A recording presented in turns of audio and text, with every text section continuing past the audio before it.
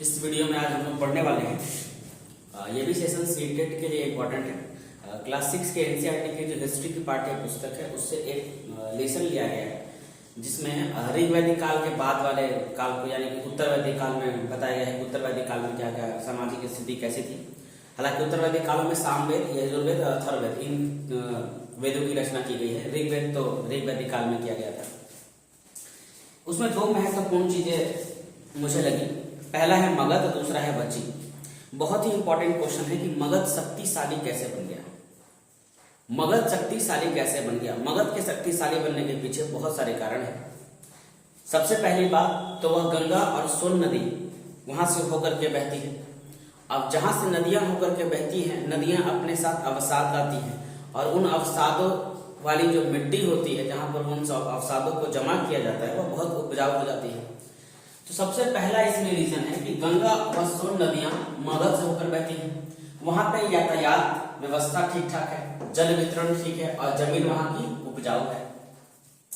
इसके कारण मगध बहुत सारे शासकों को अपनी ओर आकर्षित करता था और वहां पर सबसे पहले हर्यक वंश के शासक बिंबिसार और अजातशत्रु वहां के शक्तिशाली शासक रहे हैं।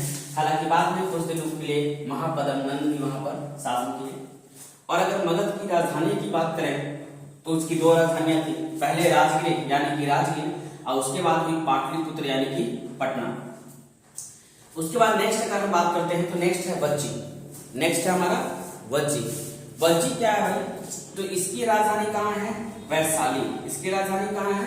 वैशाली। और वहां पे जो शासन व्यवस्था थी वो गण और संघ कहा जाता था।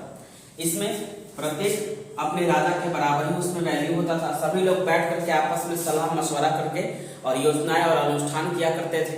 और यही कारण था कि वज्जी पर किसी को आक्रमण करने की हिम्मत और साहस नहीं हो पाती थी। यहाँ पे व्यवस्था है कि स्त्रियां दास और कर्मकार गण या संघ में हिस्सा नहीं ले सकते हैं। बुद्ध तथा महावीर दोनों गण या संघ से संबंधित थे।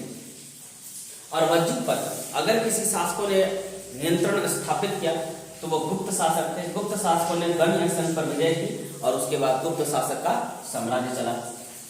वज्जी के बारे में जो चर्चा की गई है वह दिव्य निकाय से ली गई है। दिव्य निकाय क्या है? तो एक प्रसिद्ध बौद्ध ग्रंथ है। प्रसिद्ध बौद्ध ग्रंथ है और वहां से वज्जी के बारे में चर्चा की गई है।